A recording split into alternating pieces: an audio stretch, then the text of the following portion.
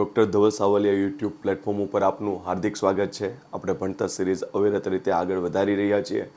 ભૂગોળમાં અત્યાર સુધી આપણે હવામાન આબોહવાના ઘણા બધા ટોપિક લઈ લીધા છે. હવે આપણે જઈએ છીએ સ્થાનિક પવનો. સ્થાનિક પવનો પૂરા કર્યા પછી ભારતમાં શું કહેવાય ચોમાસું કેવી રીતના બેસે છે એના પર આપણે ફોકસ કરશું. એટલે તમને જે ITCZ શબ્દ સાંભળવામાં આવતો હશે એનો ખ્યાલ લેશું. પછી ઇન્ડિયન ઓશન ડાયપોલ છે એનો આપણે ખ્યાલ લેશું અને પછી આપણે છેલ્લે જોશું અલનીનો ને લાનીનો. બરાબર, તો હવે આવનારા જે 3 ટોપિક આવવાના છે હવામાન આબોહવા રિલેટેડ, એમાં આજે આવશે સ્થાનિક પવનોની વાત કરશો, એટલે કે દરિયાઈ લહેર, જમીની લહેર, પર્વતીય લહેર, ખીણની લહેર, બરાબર, ઝીનુક છે, ફન છે, લૂ છે. તો આવા પવનો આજે આપણે ભણીશું. એના પછી જે આવશે એમાં ITCZ આવશે. આના પછીના લેક્ચરમાં એમાં ITCZ આવશે, પછી ઇન્ડિયન ઓશન ડાયપોલ આવશે અને એના પછીના લેક્ચરમાં આવશે અલનીનો અને લાનીનો. પછી આપણે ભારતના પર્વતીય રચનાઓ જોઈશું અને પછી આપણે નદીય રચના જોઈશું અને પછી આપણે ધીમે ધીમે ભૂગોળ પૂરું કરીને હિસ્ટ્રી તરફ આગળ વધી જશું. એટલું ક્લિયર? તો ઓકે, તો મેં આવનારા જે પણ લેક્ચર છે એનો મેં એક ચિતાર આપ્યો છે અને હવે આપણે આગળ જઈએ. આ સવાલ કોઈ પણ GCRTની બુક આપણે જોશું તો એમાં બધીએ તમને જમીની લહેર, દરિયાઈ લહેર ને એવું બધું દેખાતું હશે. તો ખાસ યાદ રાખજો, એ તમને આવનારી એક્ઝામમાં 100% દેખાશે ને દેખાશે જ. તો જુઓ હું શું કહેવા માગું છું. જો હંમેશા આપણે આગળ ભણ્યા ને એ રીતના પવન જે પણ હોય એ હંમેશા હાઈ પ્રેશરથી લો પ્રેશર તરફ જ જાય. શું કામ હાઈ પ્રેશરથી લો પ્રેશર થાય? તો કોઈ પણ હવા ઠંડી હોય ત્યાં આગળ હાઈ પ્રેશર રચાય અને કોઈ પણ હવા ગરમ હોય ત્યાં આગળ લો પ્રેશર રચાય. કેમ? તો ઠંડી હવા હોય એ બધી સંકોચાય અને ઉપરથી ક્યાં બેસે? નીચે. એટલે પ્રેશર આવી રહ્યું છે એટલે શું બન્યું? High pressure. અને ગરમ હવા હોય એ વિસ્તરતી દૂર જાય. બરાબર, અને વિસ્તરતી દૂર જઈને ક્યાં ચડે? ઉપર. એટલા માટે અહીંથી હવા જઈ રહી છે એટલે ત્યાં લો પ્રેશર બને. તો આ હવા નીચે બેસી અને આ હવા ઉપર ગઈ તો આ જે ખાલી જગ્યા છે એ હવા નીચે બેસીને અહીં આવી જશે. એટલે હંમેશા પવન હાઈ પ્રેશરથી લો પ્રેશર તરફ જાય અને જ્યાં આગળ ઠંડી હોય ત્યાં આગળ હાઈ પ્રેશર બને, કારણ કે હવા બધી ઠંડી થઈને નીચે બેસતી હોય, અને જ્યાં આગળ ગરમી હોય ત્યાં હવા ગરમ થઈને બધી ઉપર ચડતી હોય એટલે ત્યાં લો પ્રેશર બને. ઓકે, તો હવે જો સ્થાનિક પવન કોને કહેવાય? સ્થાનિક પવન કોને કહેવાય? તો જે પવન પર્ટિક્યુલર સ્થાન વિશેષ હોય એની દ્રષ્ટિએ વાતા હોય તો એને સ્થાનિક પવન કહેવાય. જે સે ફોર એક્ઝામ્પલ લૂ જે છે, લૂ, બરાબર, તો લૂ જે છે એ તમે અમેરિકામાં જઈને એમ કહેશો લૂ, તો ડોનાલ્ડ ટ્રમ્પ કે what is loo? I don't know. તો આપણે એમ કે તું અહીંયા આવ ઇન્ડિયામાં એટલે તને ખબર પડે કે લૂ કોને કહેવાય. તો લૂ એ ભારત પાકિસ્તાનની આસપાસ વહેતો એક પવન છે. તો આખી દુનિયામાં નથી વહેતો, ભારતની આસપાસ વહે છે. એટલો મતલબ એમ કે આપણી કંઈક સ્થાન વિશેષતા છે કે જેના લીધે આપણે ત્યાં આવો પવન વહે છે, તો એ આપણો સ્થાનિક પવન કહેવાય. તો કાયમી પવન આપણે ઓલરેડી જોઈ ગયા. પૂર્વીય પવન, પશ્ચિમીય પવન, ધ્રુવીય પૂર્વીય પવન આગળના લેક્ચરમાં છે જ. વ્યાપારી પવન કોને કહેવાય, પ્રતિવ્યાપારી કોને કહેવાય? તો એ આખી દુનિયામાં વાય છે તો એને કાયમી પવન કહેવાય અથવા તો ગ્રહીય પવન, કારણ કે આખી દુનિયામાં વાય છે. જ્યારે સ્થાનિક પવન કોને કહેવાય? જે તે સ્થાનની વિશેષતા અનુસાર જે પણ પવન વહેતા હોય એને સ્થાનિક પવન કહેવાય. બરાબર, તો સ્થાન વિશેષ જે પણ હોય, તો જો લૂ છે, ચિનુક છે, ફન છે, બરાબર, સિરેકો છે, હર્મન્ટન છે. જો સેન્ટ્રલ બુકો છે ને એ દરિયાઈ લહેર અને જમીની લહેર ને જે છે એને સ્થાનિક પવન કરતા એને સેકન્ડરી પવનમાં એમાં મૂકતા હોય છે. તો એટલું યાદ રાખજો કે આપણે આપણી GCRTને ફોલો કરીએ છીએ. તો જમીની લહેર, કારણ કે એ કોઈ પૂછાતું નથી એટલે આપણે તો કન્સેપ્ટથી મતલબ છે, કેમાં મૂકે છે, કયા વર્ગીકરણમાં, એનાથી આપણે અત્યારમાં કોઈ લેવા દેવા નથી. જમીની લહેર, દરિયાઈ લહેર, પર્વતીય લહેર અને ખીણની લહેર. તો આપણે આની વિશેનો આપણે ખ્યાલ લઈએ. બરાબર, તો આપણે સિરેકો, હર્મન્ટનને બહુ ડિટેલમાં નહીં જોઈએ. બરાબર. આપણે બાકીના બધા ડિટેલમાં જોઈશું, બરાબર. પછી એમ નહીં કહેતા કે તને નહીં આવડતું હોય, બરાબર. મારે તો મારો સબ્જેક્ટ છે એટલે મારે તો એ વસ્તુ કરવી જ પડે ને. તો આપણે જેટલી અત્યારમાં જીસીઆરટીમાં ઇમ્પોર્ટન્ટ છે એટલી જ વસ્તુઓ આપણે જોઈએ છે, કારણ કે એમ તો તમે જોઈએ તો ક્લાસ 1-2માં તમારે ઘણું બધું ભણવાનું હોય, બ્લિઝાર્ડ હોય, બરાબર, ઝોન્ડા હોય, બરાબર. તો એવા ઘણા બધા પવનો હોય, પણ ખામસીન હોય, આવા ઘણા બધા પવનો હોય. પણ અત્યારમાં આપણે પહેલેથી કીધું છે કે આપણો ટાર્ગેટ છે જીસીઆરટી પૂરી કરવાની, તો એને અનુરૂપ આપણે આગળ વધીએ છીએ. બાકી સ્થાનિક પવન તો તમારે ઘણા ના હોય એટલા સ્થાનિક પવનો છે, બરાબર. Okay, done. એક આપણે સ્થાનિક પવન ઓલરેડી આગળ જોઈ ગયા છીએ, નોર્વેસ્ટર. આ સ્થાનિક પવન આપણે ઓલરેડી આગળ જોઈ ગયા છીએ. આ પૂછાય જ છે, કાળ વૈશાખી, નોર્વેસ્ટર, બારડોલી, છેરા. તો જે વિદ્યાર્થી મિત્રએ વિડીયો ના જોયો હોય તો આ જોવાનો પ્રયત્ન કરજો. નોર્વેસ્ટર આગળના લેક્ચરમાં ઓલરેડી આપણે અપલોડ કરી દીધેલું છે. ઓકે, ચાલો જોઈએ. જમીની લહેર ને દરિયાઈ લહેર. આપણી પાસે એટલી ખબર છે કે પવન, અમને એક જ વસ્તુ ખબર પડે કે હાઈ પ્રેશરથી લો પ્રેશર જવું, અને એ હાઈ પ્રેશર એટલે શું? ઠંડુ હોય તો હાઈ પ્રેશર અને ગરમ હોય તો લો પ્રેશર. Okay, done. ચાલો હવે જુઓ. હવે એક વસ્તુ તમે જુઓ, સવાલ કેવા પૂછાશે. આ છે જમીન અને આ છે દરિયો.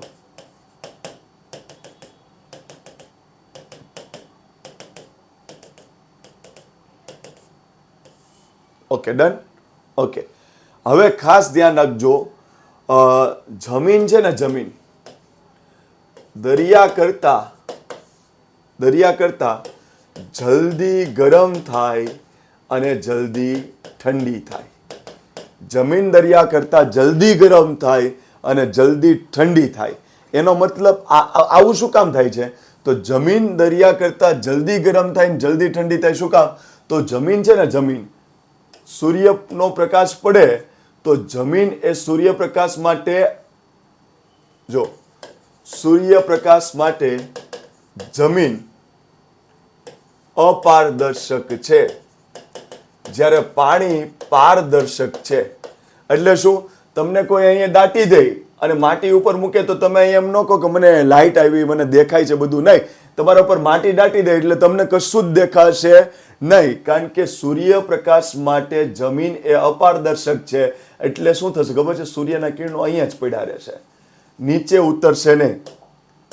નીચે ઉતરશે નહીં એટલે સૂર્યના કિરણો બધા અહીંયા જ પડ્યા રહ્યા, નીચે ઉતરા નહીં. કારણ કે જમીન એ સૂર્યપ્રકાશ માટે શું છે? અપારદર્શક. એટલે સૂર્યપ્રકાશ નીચે પહોંચે નહીં, એટલે અહીંયા ઓવરહીટિંગ થઈ જાય. એ જ જગ્યાએ જ્યારે સૂર્ય અહીંયા હોય તો સૂર્યના કિરણો અહીંયા નીચે આવે તો પાણી એ સૂર્યપ્રકાશ માટે પારદર્શક છે. એટલે શું? સૂર્યપ્રકાશ નીચે સુધી પહોંચે, આવી રીતના નીચે સુધી. કેમ? કારણ કે તમે સ્વિમિંગ કરવા નીચે જાઓ છો, એટલે સ્વિમિંગ કરવા જાઓ એટલે તમે પાણી નીચે જાઓ એટલે એકદમ અંધારું થઈ જાય નહીં. તમને આમ પાણીમાં આંખ ખોલો તો તમને થોડું થોડું દેખાય, પેલા ચશ્મા પહેરીને, બરાબર. કેમ દેખાય છે? કારણ કે સૂર્યપ્રકાશ નીચે સુધી આવ્યો. તો પાણી એ સૂર્યપ્રકાશ માટે પારદર્શક છે. એટલા માટે તમારે એમ સમજવાનું કે સૂર્યની કિરણો જે આવ્યા એ નીચે સુધી આવે છે, એટલે હીટ એકને એક જગ્યાએ રહી કે સ્પ્રેડ થઈ.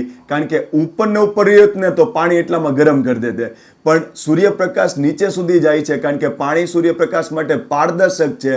એટલા માટે સૂર્યના કિરણો સ્પ્રેડ થયા એટલે પાણી એક જગ્યાએ ઓવરહીટિંગ થશે નહીં, જ્યારે જમીન એક જગ્યાએ ઓવરહીટિંગ થઈ જશે. પહેલી વસ્તુ. બીજી વસ્તુ કે જમીન છે, જમીન એ ગરમી એટલે કે ઉષ્મા અવાહક છે. અવાહક, જ્યારે પાણી એ ઉષ્મા વાહક છે. તમને એમ થાય કે બેનાથી શું ફરક પડે? તમે જો, સૂર્યના કિરણો અહીંયા સીધા પડ્યા છે ને અહીંયા ત્રાંસા પડ્યા છે, બરાબર. તો એનો મતલબ એમ કે સૂર્યના કિરણો અહીંયા ત્રાંસા પડ્યા છે એટલે આ જમીન ઠંડી થાય, અને અહીંયા સૂર્યના કિરણો સીધા પડ્યા છે એટલે આ જમીન ગરમ થાય. પાક્કું? તો સૂર્યના કિરણો સીધા પડે ત્યાં જમીન ગરમ થાય, અને સૂર્યના કિરણો ત્રાંસા પડે ત્યાં જમીન ઠંડી થાય, બરાબર. તો ઉષ્મા વાહક નથી એટલે શું થશે? આ ગરમી છે એ આમ સ્પ્રેડ નથી થવાની જમીનમાં, એટલે આ ગરમનું ગરમ રહે અને આ ઠંડુનું ઠંડુ રહે.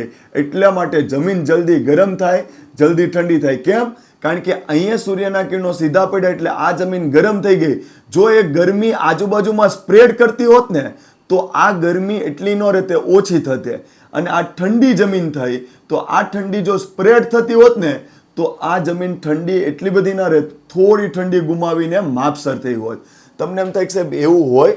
તમે જ વિચારો ને કે તમે કોલેજમાંથી કેમ્પ ફાયરમાં ગયા અને અહીંયા કેમ્પ ફાયરનું આગ પેટાવી, બરાબર?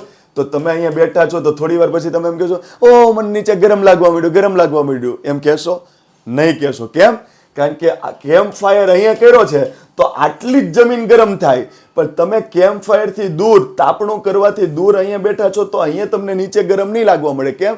કારણ કે જમીન હીટ સ્પ્રેડ કરતી નથી. એટલે જમીન એ ઉષ્મા અવાહક છે. પણ એ જ વસ્તુ તમે તપેલામાં પાણી ગરમ કરો, બરાબર? તપેલામાં આપણે પાણી ગરમ કરીએ છીએ, બરાબર? તો તમે અહીંથી પાણી ગરમ કરો, અહીંથી, એટલે આગ અહીંયા જ મૂકી છે, તો તપેલાનું ખાલી આ ભાગનું પાણી જ ગરમ થાય? નહીં, તપેલાનું અહીંયા ભાગનું પાણી પણ ગરમ થશે. એટલે એમ નહીં સમજવાનું કે આગ અહીંયા પેટાવી તો અહીંયા આંગળી નાખું તો મને ગરમ નહીં લાગે. અહીંયા લાગશે તને. કેમ? કારણ કે પાણી એ ઉષ્માનું વહન કરે છે. અહીંયા ગરમ હોય તો એ પાણી ધીમે ધીમે ઉષ્માનું આજુબાજુમાં સ્પ્રેડ કરશે. એટલે મને કહો, જો ખાલી એટલા ભાગનું જ પાણી ગરમ થતું હોત ને તો આ ઓવર હીટિંગ થઈ જતે. કેમ? કારણ કે અહીંયા ગરમી પડી રહી. પણ પાણી એ ઉષ્માનું વાહક છે, એટલા માટે ઉષ્માને સ્પ્રેડ કરે છે. એટલે બધું જ ગરમ થઈ જશે. આટલું ક્લિયર બધાને? Okay, done. તો જો પાણી એ ઉષ્માનું વાહક છે એટલે શું થાય કે સૂર્યના કિરણો ધારો કે અહીંયા સીધા પડે એટલે આ પાણી ગરમ થયું, અને અહીંયા સૂર્યના કિરણો ત્રાંસા પડે છે એટલે આ પાણી ઠંડુ થયું, બરાબર? તો આ પાણી જો ઉષ્માનું વહન ન કરતું હોત તો અહીંયા પાણી પડ્યું રહેતું તો અહીંયા પાણી એકદમ ગરમ થઈ જતે, અને અહીંયા પાણી પડ્યું હોત તો અહીંયા એકદમ ઠંડુ થઈ જતે. પણ પાણી એ ઉષ્માનું વાહક છે એટલે અહીંથી જે ગરમ પાણી થયું ને એની ઉષ્મા ધીમે ધીમે સ્પ્રેડ થતી થતી આમ દૂર જશે. એટલે અહીંયા ઓવરહીટિંગ વાળું પાણી નહીં થાય, કારણ કે ઉષ્મા બધી સ્પ્રેડ થઈ ગઈ. આટલું ક્લિયર? ત્રીજી વસ્તુ, જમીન એ સ્થિર છે જ્યારે પાણી એ ગતિશીલ છે. તમને એમ થાય કે સાહેબ એનાથી કોઈ ફરક પડે? જો સાંભળો, આ છે વિષુવવૃત્ત અને આ છે ધ્રુવ, બરાબર? અને આ છે જમીન અને આ છે દરિયો, બરાબર? હવે સૂર્ય વિષુવવૃત્ત ઉપર છે એટલું તો બધાને ખબર પડે. એટલે વિષુવવૃત્ત ઉપર સૂર્યના કિરણો સીધા પડે અને ધ્રુવ ઉપર સૂર્યના કિરણો ત્રાંસા પડે. એટલે વિષુવવૃત્તની જમીન એકદમ ગરમ થઈ જાય, બરાબર? અને દરિયો ગરમ થયો, બરાબર? અને ધ્રુવની જમીન એકદમ ઠંડી છે, કારણ કે સૂર્યના કિરણો ત્યાં ત્રાંસા પડે અને દરિયો પણ ઠંડો છે. ચાલો, તો શું થયું ખબર છે? હવે દરિયો, જમીન છે ને, સૂર્યના કિરણો વિષુવવૃત્ત ઉપર સીધા પડે એટલે ત્યાં આગળ ગરમી પડે, અને સૂર્યના કિરણો ધ્રુવ ઉપર ત્રાંસા પડે એટલે ત્યાં આગળ ઠંડી પડે. એટલે તમે જુઓ, વિષુવવૃત્તની જમીન એકદમ ગરમ થઈ ગઈ કારણ કે સૂર્યના કિરણો સીધા પડે છે, અને ધ્રુવની જમીન એકદમ ઠંડી થઈ ગઈ કારણ કે સૂર્યના કિરણો ત્રાંસા પડે છે. તો મેં સામે દરિયો ઠંડો બતાવ્યો છે ને જમીન ગરમ બતાવી છે. હવે જોજો, ધ્યાનથી જોજો, પાણી છે ને, પાણી એ સ્થિર નથી, ગતિશીલ છે. એટલે શું? એમાં મોજા પણ હોય, સમુદ્રી પ્રવાહ પણ હોય. પાણી સ્થિર નથી, પાણી મોજાની જેમ ગતિ કરે છે. હવે જો, દરિયાનું મોજું ગતિ કરતું કરતું કરતું કરતું અહીં આવ્યું, અને પાણી ગતિ કરતું કરતું અહીં આવ્યું, પાણી ગતિ કરતું કરતું અહીં આવ્યું, પાણી ગતિ કરતું કરતું અહીં આવ્યું. એટલે પાણી જે છે એ સ્થિર નથી, ગતિ કરે છે. દરિયાના મોજા દ્વારા, ભરતી દ્વારા, ઓટ દ્વારા, સમુદ્રીય પ્રવાહ દ્વારા. એટલે ગરમ પાણી અહીં આવ્યું, ઠંડુ પાણી અહીં આવ્યું, ગરમ પાણી અહીં આવ્યું, ઠંડુ પાણી અહીં આવ્યું. એટલે ગરમ અને ઠંડુ બેલેન્સ થઈ જશે. નહીં વધુ ગરમ થવા દે, નહીં વધુ ઠંડુ થવા દે, આ બધું મિક્સ થઈ જશે. એટલું ક્લિયર? એટલા માટે દરિયો કોઈ દિવસ જલ્દી ગરમ ન થાય અને જલ્દી ઠંડો ન થાય. એક જગ્યાએ તમે જુઓ, દરિયા, જમીન જુઓ, જમીન એ ગતિશીલ નથી, સ્થિર છે. એટલે શું? અહીંયા ગરમ જમીન છે તો અહીંયા ગરમ ને ગરમ જમીન, અને અહીંયા ઠંડી જમીન છે તો અહીંયા ઠંડી જમીન. તો જમીન કોઈ દિવસ ચાલતી દેખાણી કે આમ જમીન ચાલતી હોય તો મુઠ્ઠી વાળીને ભાગવા જ મળવાનું, કારણ કે જમીન ચાલતી હોય એટલે એ નોર્મલ વસ્તુ હોય નહીં, એ કંઈક એબનોર્મલ ભૂતિયું કંઈક હશે, બરાબર? પણ જમીન એ સ્ટેટિક છે, હલનચલન કરવાની નથી. એટલે ગરમ જમીન અહીંયા પડી રહી અને ઠંડી જમીન અહીંયા પડી રહી, એટલે એક્સ્ટ્રીમ ગરમ થઈ ગઈ, એક્સ્ટ્રીમ ઠંડી થઈ ગઈ. એટલું ક્લિયર. જો જમીન દરિયાની જેમ ગતિ કરતી હોત અને અહીંયા આવે ને અહીંની જમીન અહીંયા આવે, અહીંની જમીન અહીંયા આવે, તો જમીન પણ જલ્દી ગરમ ના થતે, જલ્દી ઠંડી ના થતે. તો એટલો કન્સેપ્ટ ક્લિયર થઈ ગયો હોય ને, તો કોઈ દિવસ તમને કન્સેપ્ચ્યુઅલ સવાલ પૂછાય. કન્સેપ્ચ્યુઅલ સવાલ પૂછવાની શરૂઆત ક્યાંથી થઈ જાય? DYSO, STI, PI, ક્લાસ 1-2 અને હવે જુનિયર ક્લાર્કની એક્ઝામમાં પણ કદાચ કન્સેપ્ચ્યુઅલ સવાલ આવી જશે, કારણ કે તલાટીમાં કન્સેપ્ટવાળા સવાલ આવી ગયા છે. તો યાદ રાખજો, જમીન કોઈ દિવસ જલ્દી ગરમ ના થાય અને જલ્દી ઠંડી ના થાય. એનો કન્સેપ્ટ શું છે? તો એટલું યાદ રાખવાનું, જમીન અપારદર્શક છે એટલે સૂર્યના કિરણો ઉપર જ રહે, નીચે સ્પ્રેડ ના થાય એટલે ઓવરહીટ મારી દીધી. જમીન ઉષ્મા અવાહક છે એટલે જે જગ્યાએ જમીન ગરમ પડી હોય ત્યાં ગરમ ને ગરમ રહે, કારણ કે એની હીટ, એની ગરમી આજુબાજુમાં સ્પ્રેડ થતી નથી, કારણ કે વાહક નથી, અવાહક છે. અને જમીન સ્થિર છે એટલે શું? ગરમ જમીન અહીંયા છે, ઠંડી જમીન અહીંયા છે, એ ગતિ કરતી નથી એટલે ગરમની ગરમ પડી રહી, ઠંડીની ઠંડી પડી રહી. આટલું ક્લિયર. અને પાણી કોઈ દિવસ જલ્દી ગરમ ના થાય, જલ્દી ઠંડુ ના થાય. કેમ? તો પાણી એ સૂર્યપ્રકાશ માટે પારદર્શક છે એટલે ઉપરના લેયરમાં હીટ ન રહે, હીટ પાણીમાં નીચે સુધી સ્પ્રેડ થાય એટલે એક જગ્યાએ કોન્સન્ટ્રેટ થાય તો બહુ હીટ થઈ જાય. અને તમને ખબર પડે ને, હીટ કોન્સન્ટ્રેટ આપણે બિલોરી કાચથી આપણે કાગળ નહોતા બાળતા. કેમ? તો હીટ બધી જગ્યાએ સ્પ્રેડ થાય, પણ બિલોરી કાચ રાખો એટલે સૂર્યનું કિરણ એમાં પડે એટલે જે સ્પ્રેડ થવાની જગ્યાએ એક જ બીમ બને એટલે કાગળને બાળી કાઢે. સમજ પડે છે? તો અહીંયા ઓવરહીટ થાય શું કામ? કારણ કે એક જ જગ્યાએ પડ્યા રહેશે, જ્યારે અહીંયા સ્પ્રેડ થાય છે. બીજું, પાણી એ ઉષ્માનું વાહક છે એટલે શું થાય? ઉષ્મા એક જગ્યાએ પડી નહીં રહે, પાણી આમ ફરતું ફરતું રહેશે અને ગતિશીલ છે. આટલી વસ્તુ આપણે જોઈ લીધી. ઓકે, ચાલો આગળ જઈએ. એટલે સ્ટેટમેન્ટ શું થયું? જમીન જલ્દી ગરમ થાય, જલ્દી ઠંડી થાય, દરિયો જલ્દી ગરમ ના થાય, જલ્દી ઠંડો ન થાય. ચાલો હવે આને આપણે આપણી સાથે શું લેવા દેવા છે? જો હવે કન્સેપ્ટ એકદમ ક્લિયર થશે. જો આ છે જમીન અને આ છે દરિયો. દિવસ અને રાતમાં બે પવનની દિશા એકબીજાથી ઉલટી હોય. દિવસે જે હશે એના કરતા રાતમાં અલગ હશે. તો શું કહેવા માંગુ છું ખબર છે? એક પવન જમીન દરિયાથી જમીન તરફ આવે છે, એક પવન દરિયાથી જમીન તરફ આવે છે અને એક પવન જમીનથી દરિયા તરફ આવે છે. આ 24 કલાકમાં 2 વખત આવી ઘટના થઈ જશે. એનો મતલબ એમ કે એવું નહીં કે શિયાળામાં આમ હોય, ઉનાળામાં આમ હોય, વોટ એવર જે પણ, દિવસમાં 2 સ્થિતિ આવી થશે.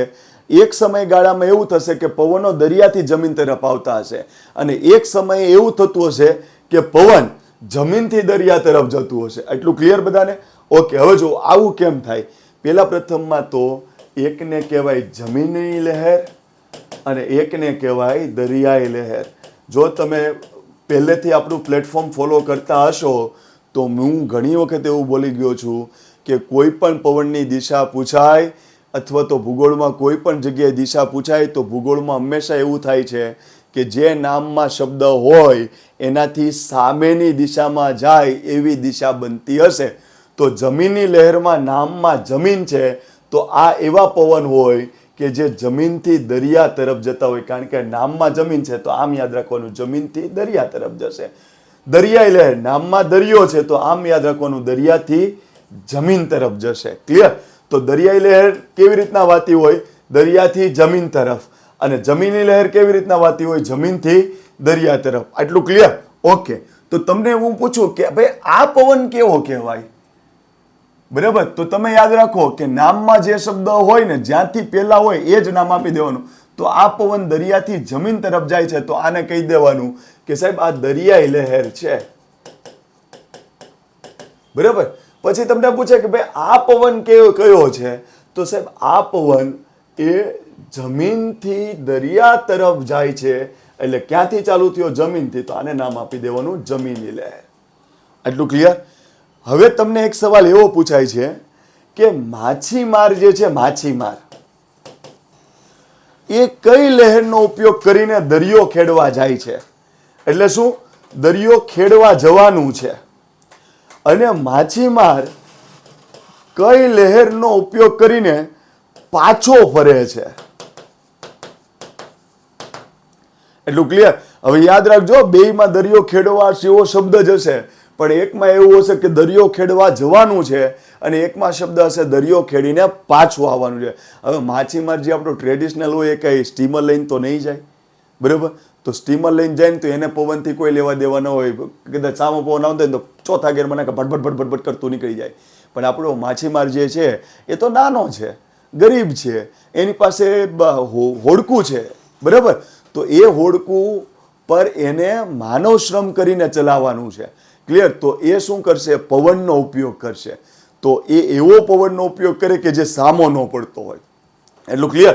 તો માછીમારને જ્યારે દરિયો ખેડવા જવું હોય, દરિયો ખેડવા, બરાબર? તો દરિયો ખેડવા જવું હોય તો માછીમાર જમીની લહેરનો ઉપયોગ કરશે, કારણ કે જમીની લહેરના પવન કેમ જતા હોય? જમીનથી દરિયા તરફ. એટલે માછીમાર જમીની લહેરનો ઉપયોગ કરતો કરતો, કારણ કે પવનને આમ જવું છે ને એને દરિયામાં આમ જવું છે, એટલે જમીનની લહેરનો ઉપયોગ કરતો કરતો માછીમારી કરવા જતો રહેશે.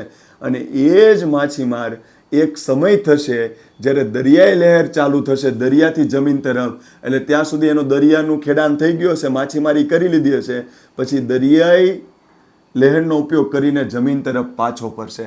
એટલે એટલું યાદ રાખો ને, દરિયો ખેડવા આમ જાય એટલે પવન જમીનથી લહેર તરફ જતા હોય, જમીનની લહેરનો ઉપયોગ કરીને માછીમાર દરિયો ખેડવા જાય. પછી દરિયો ખેડીને પાછો આવો તો એની દિશા આમ છે, તો દરિયાઈ લહેરનો ઉપયોગ કરીને પાછો આવશે. હવે ભૂલ શું થાય ખબર છે? તમને એમ પૂછે, તમને કન્સેપ્ટ ના ખબર હોય અને તમને ડાયરેક્શન ના ખબર હોય, એટલે તમને એમ પૂછે કે દરિયો ખેડવા જવા માટે માછીમાર કઈ લહેરનો ઉપયોગ કરે છે, જમીની લહેર કે દરિયાઈ લહેર? તો તમને મત થાય ને કે ભાઈ એ તો જમીન ઉપર થોડી માછીમારી થાય, એ તો દરિયામાં જ થાય ને. તો દરિયાઈ લહેર ટીક મારીને આવશો, પણ તમારો જવાબ ખોટો પડશે. તો પાટિયું એવી રીતના બેસશે નહીં. તો ખાસ યાદ રાખજો, દરિયો ખેડવા જમીની લહેર અને ખેડીને પાછો આવવા માટે દરિયાઈ લહેર. હવે તમને ચોક્કસ સમય પૂછે છે કે આવું ક્યારે થતું હોય, કારણ કે 24 કલાકમાં તો બે ઘટના થાય છે. તો સાંભળજો, તમે એક વસ્તુ એટલી તો સ્વીકારો કે સાહેબ મને એટલી ખબર પડે છે કે પવન હંમેશા ક્યાં ગતિ કરે? હાઈ પ્રેશરથી લો પ્રેશર તરફ. એનો મતલબ એમ કે જમીન ઉપરથી જ્યારે પવન દરિયા તરફ જતા હોય ત્યારે જમીની લહેર કહેવાય. તો ત્યારે શું હોય? ત્યારે જમીન ઉપર હાઈ પ્રેશર હોવું જોઈએ અને દરિયામાં લો પ્રેશર હોવું જોઈએ. એનો મતલબ એમ કે ત્યારે જમીન ઠંડી હોવી જોઈએ અને દરિયો ગરમ હોવો જોઈએ. કારણ કે પવન હંમેશા હાઈ પ્રેશરથી લો પ્રેશર તરફ જાય, તો જમીની લહેર એટલે જમીનથી દરિયા તરફ પવન જાય. એનો મતલબ એમ કે જમીન ત્યારે ઠંડી હોવી જોઈએ, હાઈ પ્રેશર હોવું જોઈએ, અને દરિયો ત્યારે ગરમ હોવું જોઈએ, લો પ્રેશર હોવું જોઈએ. હવે તમને એમ થાય કે સાહેબ દરિયાઈ લહેરમાં પવન દરિયાથી જમીન તરફ આવે છે, તો એક જ સિદ્ધાંત કે દરિયોમાંથી જમીન પર પવન આવે છે એટલે દરિયો ત્યારે ઠંડો હોવો જોઈએ અને દરિયામાં ત્યારે હાઈ પ્રેશર બનેલું હોવું જોઈએ. અને જમીન ઉપર પવન આવે છે એનો મતલબ એમ કે જમીન ત્યાં ગરમ બનવી જોઈએ અને જમીન ઉપર ત્યારે લો પ્રેશર બનવું જોઈએ. તમને એમ થાય કે સાહેબ આવું કેવું? કે ઓકે, તમે જો દિવસ રાત જે પડે છે એમાં બધી ગરમી જ હોય, તો એનો મતલબ એમ કે ગરમી પણ પડે ને ઠંડી પણ પડે. તો કોઈ એક વસ્તુ હોય આખા દિવસમાં ક્યારેક ગરમ થતી હોય અને એ જ વસ્તુ આખા દિવસમાં ક્યારેક ઠંડી થતી હોય. કેમ? તો સૂર્યપ્રકાશ પડે છે તો આ જમીન છે એ ગરમ થઈ, એટલે જમીન પર લો પ્રેશર બન્યું, અને સૂર્યપ્રકાશ વયો ગયો એટલે કે રાત પડી તો જમીન ગરમ રહેશે કે ઠંડી થશે? ઠંડી થશે. તો એ જ જમીન ઉપર ઠંડી આવી એટલે હાઈ પ્રેશર થયું. એનો મતલબ સમજ પડી? હવે ધ્યાનથી જોજો, જો થોડોક કન્સેપ્ટ એક વખત સમજાઈ જશે ને પછી જિંદગીભર નહીં ભૂલાય. તમે જુઓ, તમને એટલી ખબર પડે છે કે જમીન જ્યારે ગરમ હશે ત્યારે ત્યાં લો પ્રેશર બનશે, એટલે પવનનો અહીંથી જશે ને અહીંથી પવનનો આવશે. અને જમીન જ્યારે ઠંડી થશે ત્યારે ત્યાં હાઈ પ્રેશર બનશે, એટલે પવનો અહીંથી આવશે નહીં પણ હાઈ પ્રેશરથી બીજી તરફ જશે. એટલું ખબર પડી ગઈ? હવે અહીંયા જુઓ, ધ્યાનથી જુઓ. આપને બધાને ખબર છે કે જમીન ગરમ ક્યારે થાય? તો જમીન આપને એટલી ખબર પડે કે જમીન ગરમ ક્યારે થાય?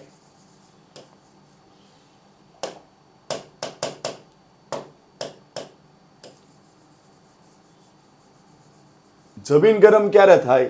તો જમીન ગરમ થાય દિવસે. તો દિવસે જમીન ઉપર શું બને? લો પ્રેશર, હલકું દબાણ. પછી તમને કોઈ પૂછે કે ભાઈ જમીન ક્યારે ઠંડી થાય?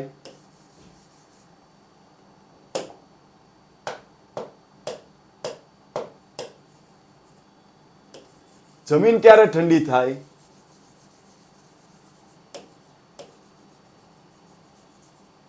જમીન ઠંડી ક્યારે થાય? રાત્રે.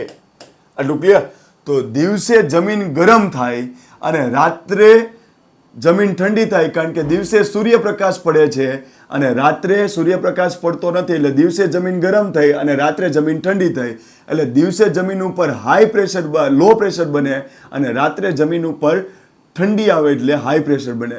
તમને એમ થાય કે સાહેબ રાત્રે જમીન ઉપર જ થાય તો દરિયા પર રાત ન થાય? વાત તો તમારી સાચી છે. અને દિવસે જમીન ગરમ થાય તો દરિયો ગરમ ન થાય? હવે ધ્યાન આપજો, દિવસે જમીન ગરમ થઈ અને તમે એમ કીધું કે જમીન દિવસે ગરમ થઈ એટલે અહીંયા તમે એમ કીધું કે સાહેબ 30 ડિગ્રી ટેમ્પરેચર થઈ ગયું. તો દરિયો પણ દિવસે ગરમ થાય સૂર્યપ્રકાશના લીધે, એટલે ત્યાં આગળ 25 ડિગ્રી ટેમ્પરેચર થઈ ગયું. તો મને કહો આ 30 ડિગ્રી ટેમ્પરેચરની સાપેક્ષમાં 25 ડિગ્રી શું કહેવાય? ઠંડુ.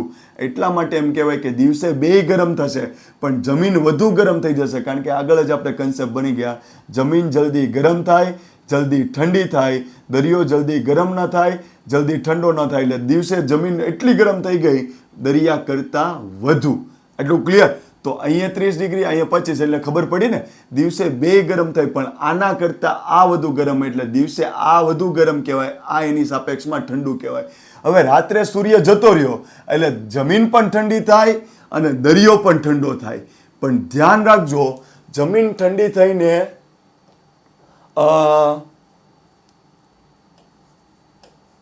20 ડિગ્રી ટેમ્પરેચર જેટલી ઠંડી થઈ ગઈ, બરાબર? અને દરિયો 25 માંથી ઠંડો થયો પણ એટલો બધો ઠંડો નહીં, એ 22 ડિગ્રી ટેમ્પરેચર રહ્યું. એનો મતલબ શું થયો? એનો મતલબ એમ થયો કે જમીન જલ્દી ગરમ થાય, જલ્દી ઠંડી થાય, એમ દરિયો જલ્દી ગરમ ન થાય, ઠંડો ન થાય જલ્દી. તો રાત્રે જ્યારે સૂર્ય ખસી ગયો ને એટલે જમીન ઠંડી થઈ અને દરિયો ઠંડો થયો. પણ જમીન 30 માંથી 20 એટલે એક્સ્ટ્રીમ ઠંડી થઈ જાય, જ્યારે દરિયો ઠંડો થાય પણ 25 માંથી 22 તો ઠંડો થયો, બરાબર? તો 20 અને 22 માંથી ઠંડુ કોણ કહેવાય? જમીન. તો જોજો, રાત્રે જમીને ઠંડી થાય અને દરિયો ઠંડો થાય પણ વધુ ઠંડો કોણ થઈ જાય? જમીન. એટલે એની સાપેક્ષમાં દરિયો શું ગણાય? ગરમ. આટલું પહેલા ક્લિયર થઈ ગયું? ઓકે. તો જો, દિવસે જમીન ગરમ, દરિયો ગરમ, પણ જમીન વધુ ગરમ એટલે ગરમ જમીન કહેવાય ને દરિયો ઠંડો કહેવાય. રાત્રે જમીને ઠંડી અને દરિયો ઠંડો, પણ વધુ ઠંડુ કોણ થઈ જાય? જમીન. તો જમીન એકદમ ઠંડી કહેવાય અને દરિયો એની સાપેક્ષમાં ગરમ કહેવાય. એટલું ક્લિયર? તો યાદ રાખજો, દિવસે જમીન ગરમ હોય એટલે દિવસે કઈ લહેર વાતી હોય? દરિયાઈ લહેર. એટલું ક્લિયર? તો જો હવે યાદ રાખજો, સાંભળજો. માછીમાર પાછો ફરવા માટે કઈ લહેરનો ઉપયોગ કરે છે? હવે સાંભળજો. જો હવે હું ફરીથી અહીંયા લખું છું, જો સાંભળજો. જમીની લહેર ક્યારે વાય અને દરિયાઈ લહેર ક્યારે વાય? જો એકદમ ધ્યાનથી સમજજો, સવાલ પૂછાશે જ. તો જો જમીની લહેર ક્યારે વાય? તો એટલું યાદ રાખો કે જમીની લહેરમાં એટલું યાદ રાખો કે પવન જમીનથી દરિયા તરફ જવો જોઈએ. એટલું ક્લિયર? તો જમીનથી દરિયા તરફ પવન જાય એને જમીની લહેર કહેવાય. તો જમીની લહેરમાં જમીન ઠંડી હોવી જોઈએ, તો રાત્રે વાય. તો જમીની લહેર ક્યારે વાય? રાત્રે, બરાબર? હવે દરિયાઈ લહેર ક્યારે વાય? તો દરિયાથી જમીન તરફ જે પવન આવતો એને દરિયાઈ લહેર કહેવાય, બરાબર? તો દરિયાઈ લહેર ક્યારે વાશે? દરિયાથી જમીન તરફ પવન આવે છે, એનો મતલબ એમ કે દરિયો ઠંડો હોવો જોઈએ અને જમીન ગરમ હોવી જોઈએ. અને જમીન ક્યારે ગરમ હોય? દિવસે. હવે ધ્યાન આપજો, હવે ધ્યાન આપજો, હવે ધ્યાન આપજો. જમીની લહેર રાત્રે વાય છે અને દરિયાઈ લહેર દિવસે વાય છે.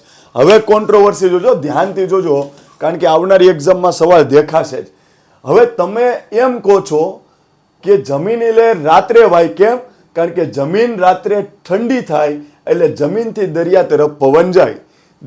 દરિયાઈ લહેર ક્યારે વાય? દિવસે. કેમ? તો દરિયાઈ લહેરમાં દિવસે દરિયો ઠંડો હોય અને જમીન ગરમ હોય એટલે દરિયાથી પવન આવ્યો. હવે તમે શું કહો છો? જમીની લહેર જમીનથી દરિયા તરફ જાય એટલે દરિયોથી જમીન તરફ માછીમાર દરિયો ખેડવા જાય છે. તો દરિયો ખેડવા જવા માટે કઈ લહેરનો ઉપયોગ કરવામાં આવે? જમીની લહેર. એ ક્યારે વાતી હોય? રાત્રે. અને દરિયો ખેડવા જવા માટે શું કહેવાય, માછીમાર એનો ઉપયોગ કરે છે. દરિયો ખેડાઈ ગયો અને માછીમારી કર્યા પછી એ રિટર્ન આવતો હોય ત્યારે આ લહેરનો ઉપયોગ કરશે, દરિયાઈ લહેરનો. તો દરિયાઈ લહેર દિવસે વાય પણ દરિયો ખેડીને પાછો આવવા માટે. હવે તમે કેવી વસ્તુ કરો છો ધ્યાનથી જોજો. તમે કીધું કે જમીન લહેર રાત્રે વાય અને એ દરિયો ખેડવા જવા માટે માછીમાર એનો ઉપયોગ કરે જમીની લહેરનો. તો રાત્રે કોઈ દિવસ થોડો માછીમાર જાય? માછીમાર તો વહેલી સવારે દરિયો ખેડવા જશે, રાત્રે તો એ પાછો આવતો હશે. તો આવું કેમ? તો ધ્યાનથી સમજજો. જમીની લહેર રાતથી લઈને દિવસના 11 વાગ્યા સુધી વાય છે. હવે આમ થાય, હવે જોજો ધ્યાનથી, થોડું લેન્ધી છે પણ એક જ વખત સમય લાગવો જોઈએ, પછી એ જિંદગીભર ના ભૂલાવવું જોઈએ. હવે જો આવું કેમ? તો જો હવે સાંભળજો. જમીની લહેર ક્યારે વાય ભાઈ? જમીની લહેર ક્યારે વાય? તો ભાઈ જમીની લહેર રાત્રે વાય. કેમ? કારણ કે રાત્રે જમીન ઠંડી થાય. બરાબર. દરિયાઈ લહેર ક્યારે વાય? દિવસે. કેમ? કારણ કે દિવસે દરિયો જે છે, દરિયો એ ઠંડો છે અને જમીન એ ગરમ છે. હવે હું શું કરું છું સાંભળજો. આને પાછળ અહીંયા જઈએ જો, એટલે કોન્ટ્રોવર્સી ના થાય. જો આ જમીન છે અને આ દરિયો છે, બરાબર. હવે સાંભળજો. જમીની લહેરનો ઉપયોગ કરીને માછીમાર આવી રીતના દરિયામાં જાય છે દરિયો ખેડવા માટે. અને એટલે તમે કીધું કે જમીન અહીંયા ઠંડી થાય અને અહીંયા દરિયો ગરમ થાય ત્યારે જ ઠંડાથી ગરમ તરફ જમીની લહેર વહેતી હોય. આટલું ક્લિયર? એટલે આ વસ્તુ ક્યારે થાય? રાત્રે થાય. બરાબર. હવે દિવસે શું થાય છે? જમીન ગરમ થાય એટલે આ પવનો આ બાજુ આવતા બંધ થઈ જાય. હવે સાંભળજો. જમીન જ્યારે ગરમ થાય એટલે આ આપણે વસ્તુ જે જોઈ છે, હવે ધ્યાનથી જોજો કે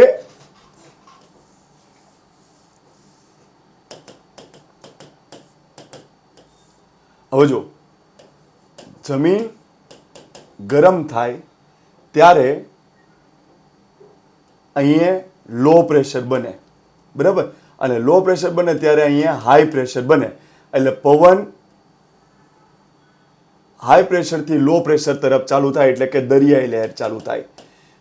પણ હવે તમે જુઓ કે જમીન ડાયરેક્ટ 8 વાગ્યાથી એટલી બધી ગરમ થવા માંડે, ભડકો થવા માંડે. કારણ કે રાત્રે જમીન શું હતી? રાત્રે જમીન શું હતી? ધ્યાન આપજો. રાત્રે જમીન હતી ઠંડી, બરાબર. એટલા માટે રાત્રે જમીન ઉપર હાઈ પ્રેશર હતું અને દરિયામાં લો પ્રેશર હતું. એટલે રાત્રે પવન આમ જતા હતા જમીની લહેર. ક્લિયર? તો હવે ધ્યાનથી સમજો કે રાત્રે જમીન ઠંડી હતી એટલે જમીન ઉપર હાઈ પ્રેશર હતું અને દરિયામાં લો પ્રેશર હતું. એટલે રાત્રે પવન જમીનથી દરિયા તરફ જતું હતું એટલે આપણે એને જમીની લહેર કહેતા હતા. હવે તમે શું કહો છો કે જમીન દિવસે ગરમ થવા માંડી એટલે હવે ત્યાં હાઈ પ્રેશર નહીં બને, હવે ત્યાં લો પ્રેશર બનશે. એટલે પવન હવે આમ નહીં જતા હોય, આમ આવશે, એટલે કે દરિયાઈ લહેર આવશે. પણ હવે તમે જ મને કહો કે જમીન ઉપર સૂર્યપ્રકાશ પડવા માંડે એટલે રાત્રે જે ઠંડી હતી એટલે દિવસમાં સવારમાં 8 વાગે થાય એટલે જમીન એકદમ ગરમ થઈ જાય? નહીં. 8 થી 10 સુધી સૂર્યનો કુમળો તડકો પડે. ક્લિયર? એટલા માટે ડોક્ટર એમ કહેતા હોય કે બાળકને તડકો લેવાનો છે તો એ કુમળો તડકો લેવાનો છે, બરાબર. આ 11 વાગ્યા પછી બાળકને તડકે નથી મૂકવાનું, બરાબર. કારણ કે ભડકું થઈ જાય. બાળકને સૂર્યપ્રકાશ લેવા માટે ડોક્ટર કહે તો એ કયો સમય? 8 થી 10. કેમ? કારણ કે 8 થી 10નો જે સમયગાળો જે છે ત્યારે માપસર તડકો પડતો હોય. એટલે ધ્યાનથી સમજજો કે રાત્રે જમીન ઠંડી હોય એટલે ત્યાં હાઈ પ્રેશર હોય એટલે રાત્રે પવન જમીનથી દરિયા તરફ જોતો હોય એને કહેવાય જમીની લહેર. એટલે રાત્રે જમીની લહેર વાતી હોય. સવારે હજુ 8 થી 10 વાગ્યા સુધી સૂર્યનો કુમળો તડકો પડતો હોય, એક્સ્ટ્રીમ લેવલે તડકો ન પડતો હોય, એટલે 10 વાગ્યા સુધી જમીન ઠંડી રહેશે. આટલું ક્લિયર? એટલે તમે જો એમ કહેતા હોય કે રાત્રે ઠંડી હોય, ત્યાં હાઈ પ્રેશર બને જમીન ઉપર, તો પવન જમીનથી દરિયા તરફ જતા હોય એ રાત્રે હોય, તો એ રાત્રે માત્ર નહીં, વહેલી સવાર સુધી આ સ્થિતિ રહેશે. કેમ? કારણ કે વહેલી સવારમાં હજુ 8 થી 10 વાગ્યા સુધી સૂર્યપ્રકાશનો તડકો એટલો બધો પડશે નહીં. એટલે જમીનને ઠંડી ક્યાં સુધી ગણવાની? રાત્રિથી લઈને દિવસના 10 વાગ્યા સુધી. એટલે હવે શું થશે? હવે અહીંયા જોઈ લો, હવે ધ્યાનથી જોજો. જમીન ક્યાં સુધી ઠંડી રહેશે? રાતથી લઈને દિવસના 11 વાગ્યા સુધી જમીન ઠંડી રહેશે. એનો મતલબ એમ કે જમીન પર હાઈ પ્રેશર ક્યાં સુધી રહેશે? મોડી રાતથી લઈને દિવસના 11 વાગ્યા સુધી. કારણ કે હજુ તડકો એટલો બધો પડશે નહીં. તો જમીનથી દરિયા તરફ જે પવન જાય છે ક્યાં, કેટલા વાગ્યા સુધી? તો યાદ રાખજો, રાતથી લઈને દિવસના 11 વાગ્યા સુધી રહેશે. એટલા માટે માછીમાર 11 વાગ્યા પહેલા દરિયો ખેડવા જતો રહેશે. કારણ કે જો 11 વાગ્યા પછી એ જશે તો શું થશે? 11 વાગ્યા પછી જમીન એકદમ ગરમ થઈ જશે. એટલે જે પવનો જમીનથી દરિયા તરફ જતા હતા એ જ પવનો હવે દરિયાથી જમીન તરફ આવવા મળશે. એટલે એના વિરુદ્ધમાં આવી જશે. આટલું ક્લિયર? તો થોડું કન્ફ્યુઝિંગ વસ્તુ છે, કારણ કે આ વસ્તુ હું ધારું તો એકદમ સિમ્પલ કહી દઉં કે આમ છે ને તેમ છે, બરાબર? જો તમારે એકદમ સિમ્પલ સમજવું હોય તમારા માટે, તમારે કન્સેપ્ટથી સમજવું હોય તો આ વસ્તુ યાદ રાખજો. જો જમીની લહેર ક્યાંથી ક્યાં હોય? તો જમીનથી દરિયા તરફ. આટલું ક્લિયર? તો જમીનથી દરિયા તરફ શું કરવાનું હોય? તો દરિયો ખેડવા જવાનું હોય. દરિયો ખેડવા જવાનું હોય, બરાબર? તો જમીની લહેર ક્યારે હોય? તો રાતથી લઈને દિવસના 11 વાગ્યા સુધી. ક્લિયર? તો તમને એટલા સવાલ પૂછે કે જમીની લહેર ક્યાંથી ક્યાં હોય? તો જમીનથી દરિયા તરફ. અને જમીનથી દરિયા તરફ દરિયો ખેડવા જવાનું હોય, અને એ ક્યાં સુધી હોય? તો રાતથી દિવસના 11 વાગ્યા સુધી. તો તમને સવાલ પૂછશે કે માછીમાર દરિયો ખેડવા જવા માટે કેટલા વાગ્યા પહેલા સવારમાં નીકળી જશે? 11 વાગ્યા પહેલા. ઓકે, તમને પૂછે કે ભાઈ દરિયાઈ લહેર શું છે ભાઈ? તો ભાઈ આ પવન એવો છે કે જે દરિયાથી જમીન તરફ જતો હોય. ઓકે, તો દરિયાથી જમીન તરફ શું જતો હોય? માછીમાર ખેડવા જતો હોય? નહીં, દરિયામાંથી જમીન તરફ આવે છે. એટલે દરિયો ખેડીને પાછો આવી રહ્યો છે. આટલું ક્લિયર? તો આવું ક્યારે હોય? તો આવું 11 વાગ્યાથી ઓકે રાત પહેલા. 11 વાગ્યાથી રાત પહેલા. એટલે તમે સમજો કે 8-9 વાગ્યાની રાત પહેલા દરિયો ખેડીને એને પાછું આવી જવું જોઈએ. કારણ કે પછી જમીની લહેર ચાલુ થઈ જશે એટલે એને રોકશે. તો આટલી વસ્તુ તમને સિમ્પલ યાદ રહી જતી તો સિમ્પલ, પણ કન્સેપ્ટ એટલા માટે યાદ રહેવું જોઈએ કે આ વસ્તુ તમને ખાલી ક્લાસ 3ની કોઈ નીચી એક્ઝામ હોય એમાં કામ આવે. પણ તમારે ક્લાસ 1-2ની તૈયારી કરતા હોય, ડીવાસોની તૈયારી કરતા હોય, તો તમને ખબર હોવી જોઈએ કે જમીની લહેર એટલે જમીનથી પવન દરિયા તરફ જાય છે, તો અહીંયા હાઈ પ્રેશર હોય ને અહીંયા લો પ્રેશર હોય. દરિયાઈ લહેર એટલે દરિયોથી પાણી જમીન તરફ આવતું હોય, તો અહીંયા હાઈ પ્રેશર હોય, અહીંયા લો પ્રેશર હોય. એટલું આવડવું જોઈએ. અને એક લાસ્ટ સવાલ, આ પવન જમીનથી દરિયા તરફ જાય છે એટલે એને જમીની લહેર કહેવાય. આ પવન દરિયાથી જમીન તરફ આવે છે એટલે એને દરિયાઈ લહેર કહેવાય. તો સ્વચ્છ કઈ હોય? દરિયાઈ લહેર. કેમ? કારણ કે આ પવન દરિયાથી જમીન તરફ આવે છે એટલે સ્વચ્છ હવા લઈને આવે. ક્લિયર? અને ગરમી ઓછી કરે. કેમ? કારણ કે દરિયો કોઈ દિવસ વધુ ગરમ ના થાય. એટલે અહીંયા જમીન ગરમ હોય તો જે દરિયાઈ લહેરનું પવન આવે તો દરિયો ગરમ થતો નથી. એટલે આ પવન થોડો ઠંડો હોય એટલે જમીન ઉપરની ગરમી ઓછી કરી નાખે. તો એટલું યાદ રાખજો, જમીન ઉપરની ગરમી કોણ ઓછી કરે? જમીની લહેર નહીં, દરિયાઈ લહેર. કેમ? કારણ કે જમીની લહેર તો આમ આવે છે, ગરમી લઈને આવે. તમે અહીંયા ઊભા હો તો આ પવન જમીનથી આવે છે તો ભડકો તમને બાળી નાખશે. પણ જે પવન દરિયામાંથી આવે છે તો દરિયામાંથી ઠંડક લઈને આવશે. તો કયો પવન જમીન ઉપરની ગરમી ઓછી કરે છે? દરિયાઈ લહેર. કયો પવન સ્વચ્છ હવા આપે છે? દરિયાઈ લહેર. કેમ? હવે તમે અહીંયા ઊભા છો તો આ જમીની લહેર એટલે જમીનથી દરિયા તરફ પવન આવે છે, તો આ તો બધા ફેક્ટરીઓના ધુમાડા ને એ બધું લઈને આવશે, ગંધ મારશે. તમને આમ જમીની લહેર આવે એ ગંધ મારે છે, ક્લિયર? તો એ પ્રદૂષિત છે. પણ દરિયામાંથી કોઈ લહેર આવે, કારણ કે કોઈ આગળ ફેક્ટરી નથી, કોઈ પ્રદૂષણની વાત નથી, એટલે સ્વચ્છ હશે. તો એટલું ક્લિયર? જો હવે આ કન્સેપ્ટ સમજાઈ ગયો હોય તો બાકીનું બધું એકદમ ઈઝી. ક્લિયર? હવે પર્વતીય લહેર એટલે શું?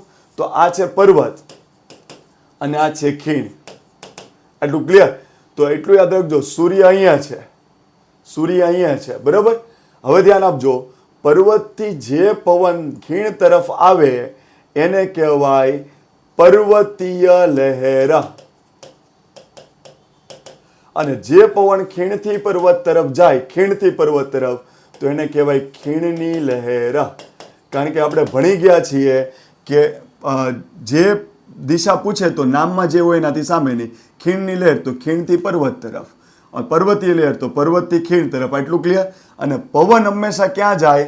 તો એટલું યાદ રાખવાનું કે પર્વત પર જ્યારે હાઈ પ્રેશર હોય અને ખીણમાં જ્યારે લો પ્રેશર હોય ત્યારે જ પવન હાઈ પ્રેશરથી લો પ્રેશર તરફ ખીણમાં આવે. જ્યારે ખીણની લહેર હોય ત્યારે એટલું યાદ રાખવાનું કે ખીણમાં હાઈ પ્રેશર હોય અને પર્વત ઉપર લો પ્રેશર હોય ત્યારે જ પવન ખીણથી પર્વત ઉપર જાય. હવે તમને એમ થાય કે આવું ક્યારે થાય? તો તમારે એટલું યાદ રાખવાનું કે તમને હું કન્સેપ્ટ સમજાવું છું, પછી હું તમને ટ્રીકથી સમજાવું. જો હંમેશા એટલું યાદ રાખવાનું, હાઈ રાઇઝ બિલ્ડિંગ હોય ને, હાઈ રાઇઝ બિલ્ડિંગ, બરાબર? એમાં ઉનાળો હોય ને, ઉનાળો, ત્યારે ઉપરના માળ ઉપર દિવસે કોઈ રહેવાની મજા આવે નહીં. દિવસે કોઈ રહેવાની મજા આવશે નહીં. કેમ? કારણ કે ઉનાળામાં દિવસે આ બધું ગરમ થઈ ગયું હશે, બરાબર? દિવસે ઉનાળામાં આ બધું ગરમ થઈ ગયું હશે, બરાબર? તો દિવસે ગરમ હોય અને એ જ દિવસે રાત્રે બિલ્ડિંગ ઠંડુ હોય, બરાબર? તો ઉનાળામાં લોકો શું કરશે? દિવસે હાઈરાઇઝ બિલ્ડિંગમાં ઉપર રહેવાની કોશિશ નહીં કરે, નીચે રહેવાની કોશિશ કરશે, કારણ કે નીચે થોડી ઠંડક હશે જ્યારે ઉપર ગરમી હશે. આટલું ક્લિયર? તો દિવસે ઉપર ગરમી હોય અને રાત્રે ઠંડી હોય. ક્લિયર? હવે એ જ ઉનાળામાં રાતની સ્થિતિ જુઓ તો તમે, રાતની સ્થિતિ જો, રાતની સ્થિતિ જુઓ તો રાતની, બરાબર? આ બધી વસ્તુ કેવી છે સાહેબ? ભૂગોળ એ સ્વયં અનુભવાય એવી વસ્તુ છે સાહેબ. તમે જો રાત્રે હાઈરાઇઝ બિલ્ડિંગમાં કેવી સ્થિતિ થશે? ઉનાળામાં રાત્રે હાઈરાઇઝ બિલ્ડિંગમાં કેવી સ્થિતિ થશે? બધા છે ને નીચેથી બિસ્તરા, શું કહેવાય, પોતાનું બેડ લઈને, ગાદલું ઓશિકા લઈને એ ઉપર સુવા જશે, ઉપર સુવા જશે. કેમ? કારણ કે નીચે ગરમી બફારો હશે. અને એ જ ઉનાળામાં રાત્રે બધા ઉપર સુવા જશે, કારણ કે ઠંડક હશે, પવન હશે અને થોડી ખુશનુમા વાતાવરણ હશે. એટલે બધા હાઈરાઇઝ બિલ્ડિંગમાં ઉનાળામાં રાત્રે ઉપર જશે. કેમ? કારણ કે ઉપર ઠંડુ થઈ ગયું હશે અને નીચે ગરમી હશે. તો તમે જુઓ, દિવસે ઉપર ગરમી છે, નીચે ઠંડક છે, રાતે ઉપર ઠંડક છે, નીચે ગરમી છે. કેમ? કારણ કે જો હવે કન્સેપ્ટ જુઓ, દિવસે સૂર્યના કિરણો અહીંયા જોરદાર પડશે. ઓકે, અને લાલ આપણે બતાવવું જોઈએ.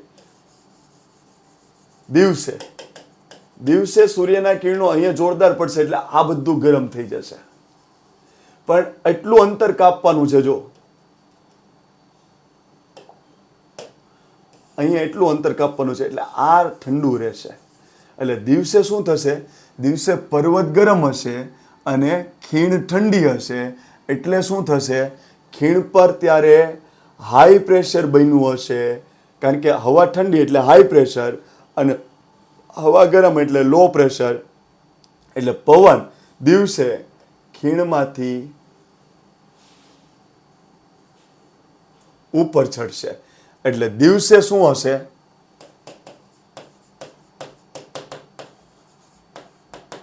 ખીણની લહેર. દિવસે શું આવશે? ખીણની લહેર. કેમ?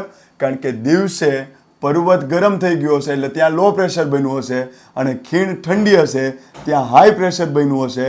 ઓકે, તો પવન હાઈ પ્રેશરથી લો તરફ એટલે ખીણથી પર્વત તરફ આવે એટલે ખીણની લહેર બને. આટલું ક્લિયર બધાને? ઓકે, હવે રાત્રે શું થશે? જો રાત્રે શું થશે? હવે સૂર્ય હટી ગયો, બરોબર? એટલે અહીંની જે પણ બધી હીટ હતી એ બધી ગુમાવી દીધી, એટલે પર્વત એકદમ ઉપરનો ભાગ છે એકદમ ઠંડો થઈ જશે દિવસે.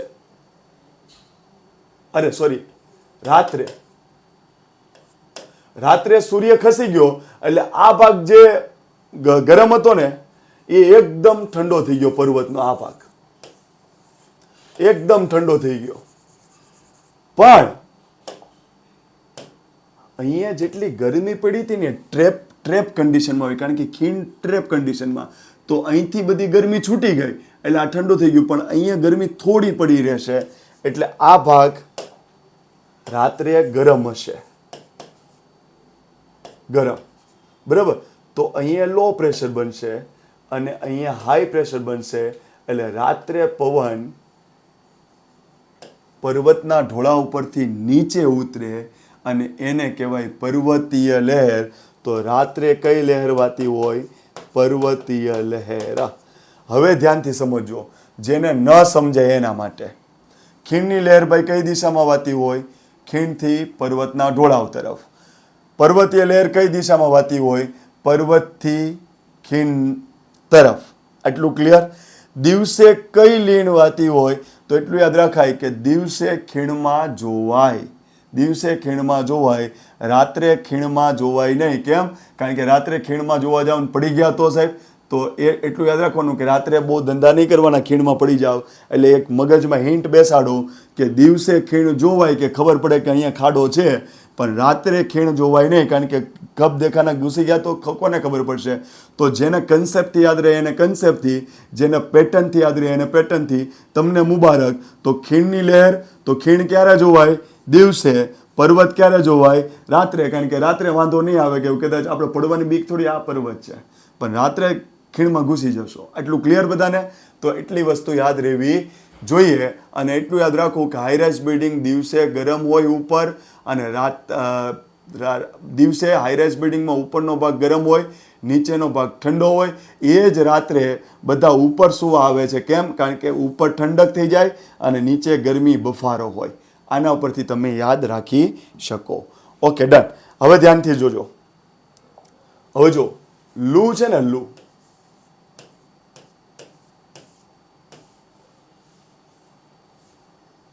ઓકે, અહીંયા છે ઈરાન અને અહીંયા છે પાકિસ્તાન, બરોબર? અહીંયા આ બધો રણ પ્રદેશ છે, રણ પ્રદેશ અથવા રણ પ્રદેશ જેવી સ્થિતિ. સિંધ પ્રદેશ, બલુચિસ્તાન પ્રદેશ, બરોબર? ઈરાનનો રણી પ્રદેશ. તો એટલામાં રણ જેવી સ્થિતિ છે, બરોબર? હવે ધ્યાન આપજો કે લૂ એ શું છે? તો એટલું યાદ રાખો, એક શબ્દ બોલો, જાનમે જુલી. શું બોલો? જાનમે જુલી. એટલે જાન એટલે જાન્યુઆરી મહિનો, મે એટલે મે મહિનો, જુલી એટલે જુલાઈ મહિનો, બરોબર? તો જાન્યુઆરી મહિનો શિયાળામાં આવે તો સૌથી વધુ ઠંડી જાન્યુઆરી મહિનામાં પડે. મે મહિનો ઉનાળામાં આવે તો સૌથી વધુ ગરમી મે મહિનામાં પડે. જુલાઈ મહિનો ચોમાસામાં આવે તો સૌથી વધુ વરસાદ જુલાઈ મહિનામાં પડે. તો મે મહિનો કઈ ઋતુમાં આવે? ઉનાળામાં. તો તમને પૂછે સૌથી વધુ ગરમી કયા મહિનામાં પડે? ઉનાળામાં. તો સૌથી વધુ લૂની સ્થિતિ કયા મહિનામાં હોય? લૂની સ્થિતિ સૌથી વધુ મે મહિનામાં હોય. ઓકે, લૂને સ્થાનિક પવન શું કામ કહેવાય? જો હવે આ બાજુથી જે પવનો આવે છે, આ બાજુથી રણ પ્રદેશમાંથી, તો રણ ઉનાળામાં એકદમ ગરમ થઈ જાય. એટલે ત્યાંથી જે પવનો આવે એ, હવે તમે મને કહો કે આ રણ છે એ ગરમ થઈ ગયું, એટલે ત્યાંથી પવન આવે એ ઠંડા થાય કે ગરમ? તો ગરમ. તો એ ગરમ પવનો આપણી તરફ આવ્યા, ભારત તરફ, એટલે રાજસ્થાન, પંજાબ, રાજસ્થાન, ગુજરાત, બરાબર, હરિયાણા, યુપી, આ બધા સ્ટેટ અહીંયા છે એ ઉનાળામાં પુષ્કળ ગરમી અનુભવશે, જેને કહેવાય લૂ. તો તમને હું પૂછીશ કે લૂ છે એ કેવો પવન છે? બધાને ખબર પડે, ગરમ પવન. પણ યાદ રાખજો, એ વરસાદ ના આપી શકે, કારણ કે એમાં ભેજ ન હોય, એટલે એ સૂકા પવન. કેમ? કારણ કે દરિયામાંથી આવે છે. દરિયામાંથી કોઈ પવન આવતું હોય તો ભેજ લઈને આવે, તો એ ભેજવાળા પવન હોય.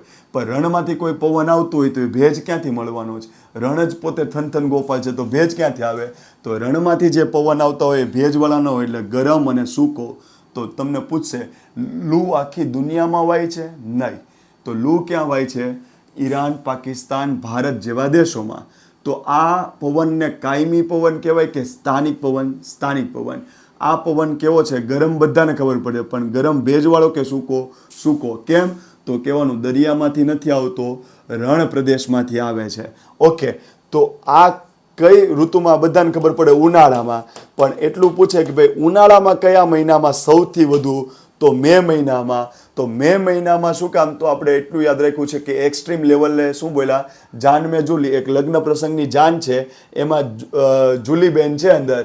તો આપણે શું બોલ્યા? જાન મે જુલી. તો જાન એટલે જાન્યુઆરી, મે એટલે મે, જુલી એટલે જુલાઈ. તો જુલાઈ મહિનામાં સૌથી વધુ વરસાદ પડે, મે મહિનામાં સૌથી વધુ ગરમી પડે, જાન્યુઆરીમાં શું કહેવાય, સૌથી વધુ ઠંડક પડશે.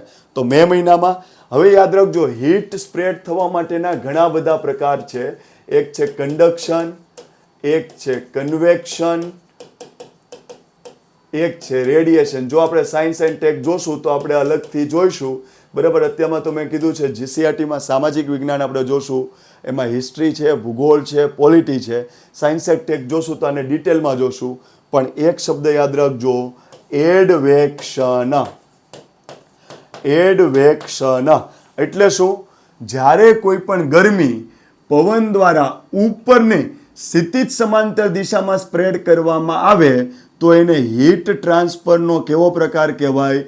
એડવેક્શન. એટલે શું? હવે આ ભાગ ગરમ હતો, આ ભાગ ગરમ નહોતો, તોય ગરમ કેમ થયો? કારણ કે અહીંયા જે હીટ હતી, ઉષ્મા હતી, એ આ પવનો આમ લઈને આવી છે.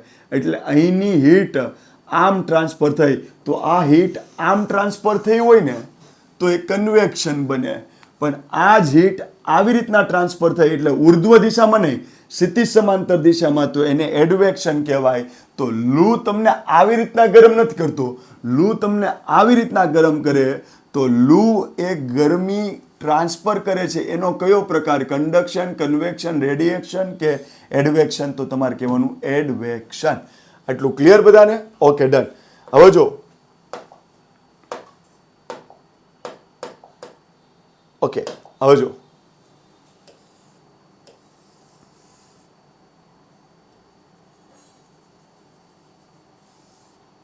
ઉત્તર અમેરિકા ખંડની નીચે દક્ષિણ અમેરિકા ખંડ આવેલું છે. કયું? દક્ષિણ અમેરિકા ખંડ. બે પર્વતમાળા આવી રીતના આવેલી છે. અહીંયા છે રોકીસ પર્વતમાળા અને અહીંયા છે એન્ડીસ પર્વતમાળા. એટલું ક્લિયર? ઉત્તર અમેરિકામાં રોકીસ પર્વતમાળા છે, દક્ષિણ અમેરિકામાં એન્ડીસ પર્વતમાળા છે. એટલું ક્લિયર? ઓકે, હવે જો, અહીંથી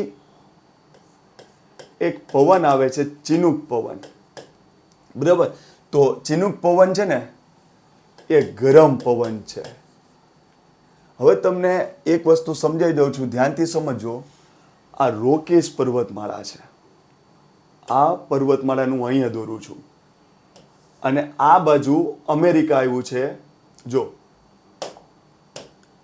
આ યુએસએ છે, આ કેનેડા છે. ખૂબ ઠંડા પ્રદેશો છે. કેમ? કારણ કે અહીંયા ઉત્તર ધ્રુવ છે, ઉત્તર ધ્રુવની નજીક છે કેનેડા, અને એનીથી થોડી નજીક છે યુએસએ. તો કેનેડા અને યુએસએ એકદમ ઠંડા હોય, ડન છે, એકદમ ઠંડા હોય, બરાબર. અને આ એકદમ ઠંડા હોય એટલે હવે ધ્યાન આપજો, આ રોકીસ પર્વતમાળા છે, આ બાજુથી ઠંડા પવનો આવ્યા, ઠંડા પવનો, બરાબર. હવે ઠંડા પવનો રોકીસ પર્વતમાળાને ચડ્યા અને આવી રીતના નીચે ઉતરે છે, નીચે, અને આ બાજુ આવ્યા એટલે યુએસએ આવે છે, કેનેડા આવે છે, બરાબર. હવે ધ્યાનથી સમજો, આ બાજુ છે દરિયો, આ બાજુ છે દરિયો. હવે દરિયાથી એક પવનો આવ્યા એ ઠંડા જ હોય, દરિયાથી પવન આવે ઠંડા હોય. હવે દરિયાથી પવન આવ્યા એટલે ડાયરેક્ટ યુએસએ કેનેડામાં આવશે નહીં, વચ્ચે કઈ પર્વતમાળા આવે છે? રોકીઝ. એટલે આમ થશે, જો અહીંથી જે પવન આવ્યા એ ઠંડા આવ્યા કારણ કે દરિયામાંથી આવે છે. હવે કઈ પર્વતમાળા ચડશે? રોકીઝ પર્વતમાળા ચડશે અને પછી ઉતરશે એટલે આવશે કેનેડા અને યુએસએ. તો આ પવન ગરમ કેમ થઈ ગયા?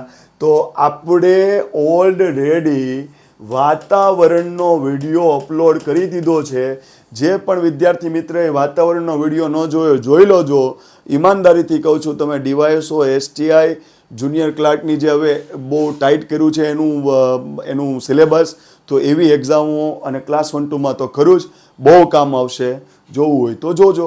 પણ વાતાવરણમાં મેં આવું કીધું છે કે વાતાવરણમાં પહેલું આવરણ છે શોભાવરણ, જે 16 કિલોમીટર સુધી ફેલાયેલું છે. એમાં મેં એનો કન્સેપ્ટ સમજાવ્યો છે કે નીચેથી ઉપર તરફ જાઓ તો તાપમાન ઘટે છે. નીચેથી ઉપર તરફ જાઓ તો તાપમાન ઘટે છે. એનો મતલબ એમ કે નીચે ગરમી છે અને ઉપર ઠંડી છે.